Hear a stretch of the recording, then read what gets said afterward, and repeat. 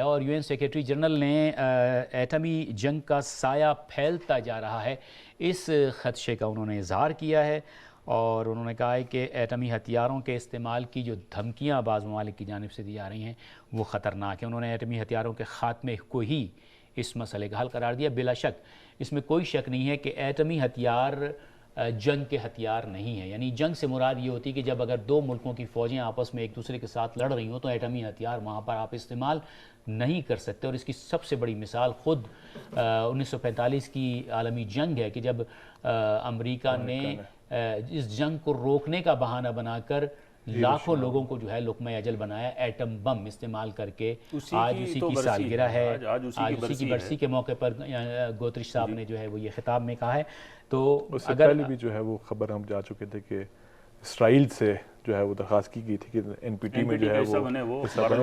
ظاہر ہے نہ صرف یہ کہ اسرائیل بلکہ دنیا کے اندر جتنے بھی ایٹم بم رکھنے والے ممالک ہیں ان کو اس پر سنجیدگی سے غور کرنا چاہیے کہ ڈیٹرنس آپ کہہ سکتے ہیں اس کو، لیکن اس کو آپ جنگ میں استعمال کریں گے تو کہاں کریں گے؟ اور ظاہر ہے کہ جنگ میں محاذ جنگ پر آپ استعمال نہیں کر سکتے، وہی کام آپ کریں گے جو امریکہ نے 1945 میں کیا۔ 6 اگست 1945 آج ہی کا دن تھا جب امریکہ نے ہیروشیما پر بمباری کی تھی اور ایٹمی بم گرایا تھا، اور اس کے نتیجے میں 70,000 سے لے کر 1 لاکھ تک شہری جو لقمہ اجل بنے تھے۔ اس کے 3 دن کے بعد امریکہ نے اسی پر اکتفا نہیں کیا تھا۔ ہم کو یہ یاد رکھنا چاہیے کہ امریکہ وہ واحد ملک ہے کہ جس نے دنیا میں ایٹم بم یا عام تباہی پھیلانے والے ہتھیار سب سے پہلے استعمال کیے، اور وہ بھی